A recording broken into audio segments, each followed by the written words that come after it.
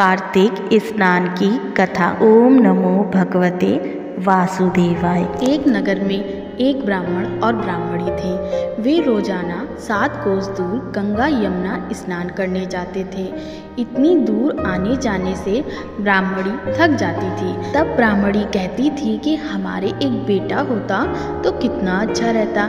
बेटे की बहू आती तो हम घर वापस जाने पर खाना बना हुआ मिलता और बहू घर का काम भी कर देती। ब्राह्मणी की बात सुनकर ब्राह्मण ने कहा, तुमने बात तो सही कही है, चलो मैं तेरे लिए बहू ला ही देता हूँ। ब्राह्मण ने कहा कि एक पोटली में आटा डालकर कुछ मोहरे रख दो।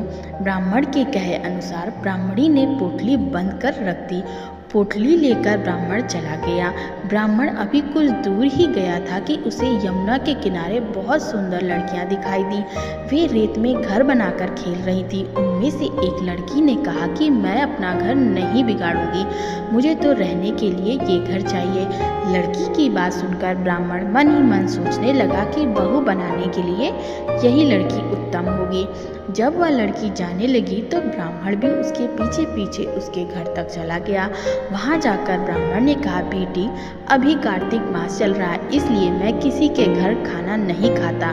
मैं आटा लेकर आया हूँ, तुम अपनी माँ से पूछो कि क्या वह मेरे लिए आटा छानकर 4 रोटी बना देगी। यदि वह मेरा आटा छानकर रोटी बनाएगी तो ही मैं रोटी खाऊंगा। लड़की ने जाकर अपनी माँ से सभी बात कही। माँ ने कहा, ठीक है, जाकर बाबा से कह दो कि वह अपना आटा दे दे, मैं रोटी बना दूंगी। जब वह आटा छानने लगी तो आटे में से मोहरें निकली।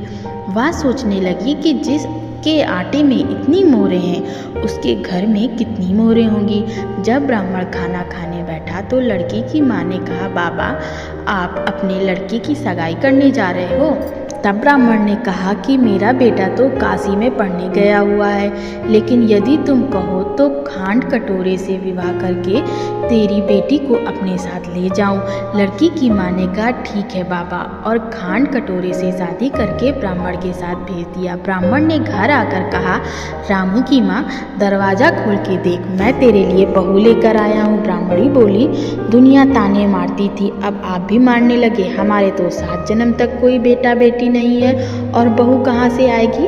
ब्राह्मण ने कहा कि तुम दरवाज़ा तो खोल कर देखो। जब ब्राह्मणी ने दरवाज़ा खोला तो सामने बहू को खड़ा देखा। उसने बहू का स्वागत किया, आदर सत्कार से अंदर ले गई। अब ब्राह्मण और ब्राह्मणी स्नान करने जाते तो बहू घर का सारा काम करके खाना बनाकर रखती, वह उनके कपड़े धोती, रात को पैर दबाती। इस तरह काफ़ी समय बीत गया। ब्राह्मणी ने अपनी बहू से कहा, बहू कभी भी चूल्हे की आग मत बुझने देना और मटके का पानी खत्म मत होने देना। एक दिन चूल्हे की आग बुझ गई।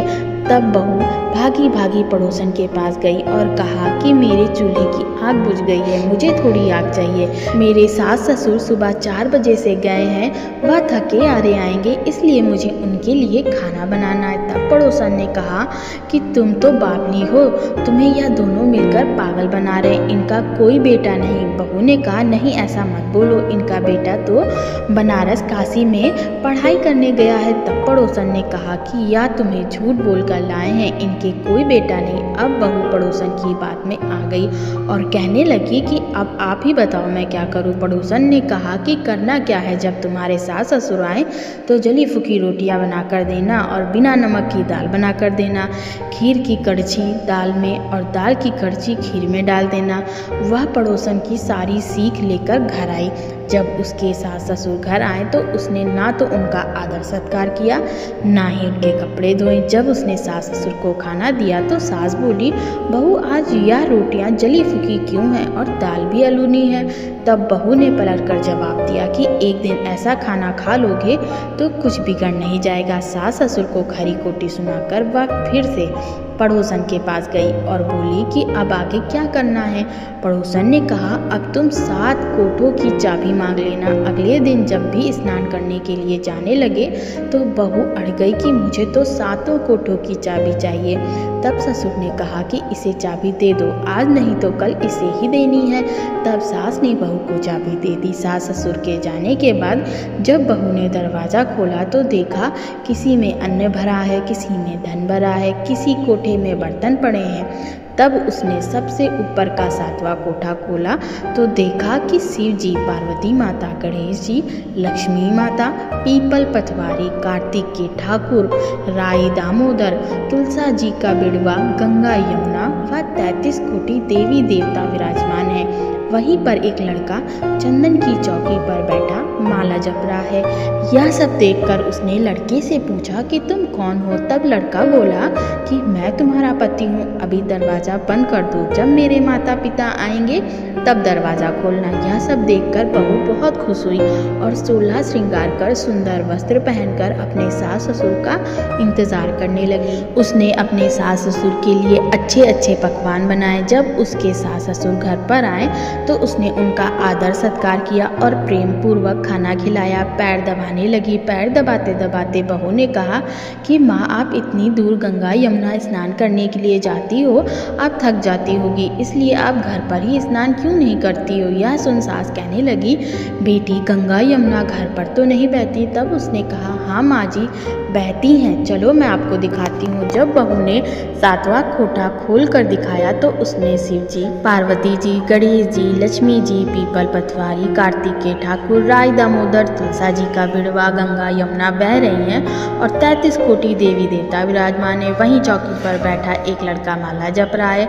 माँ ने कहा, बेटा तू कौन है? लड़का बोला, माँ, मैं तेरा बेटा हूँ। तब ब्राह्मणी ने पूछा कि तुम कहाँ से आए हो? लड़के ने जवाब दिया, मुझे कार्तिक देवता ने भेजा है। बुढ़िया ने कहा, बेटा, यह दुनिया कैसे मानेगी कि तुम ही मेरा बेटा हो? बुढ़िया ने कुछ विद्वान पंडितों से इसके लिए मदद मांगी। पंडितों ने कहा, इस पार बहू बेटा खड़े हो जाएं और उस पार तुम खड़ी हो जाना। बुढ़िया ने चमड़े की अंगिया पहनी और छाती में से दूध की धार निकलकर बेटी की दाढ़ी मूछ भीग गए और पवन पानी से गठजोड़ा बंधा। तब माने कि यह बुढ़िया का ही बेटा है। उसने ऐसा ही किया। चमड़े की अंगिया फट गई और छाती में से दूध की धार निकलकर बेटे की दाढ़ी मूछ भीग गई। पवन पानी से बहू बेटे का गठजोड़ बन गया। यह सब देखकर ब्राह्मण और ब्राह्मणी की खुशी का ठिकाना न रहा। हे कार्तिक के ठाकुर, जैसे ब्राह्मण ब्राह्मणी को बहू बेटा दिया, वैसे सबको देना। कार्तिक मास की कथा कहने, सुनने और हुंकार भरने वाले सब पर कृपा करना।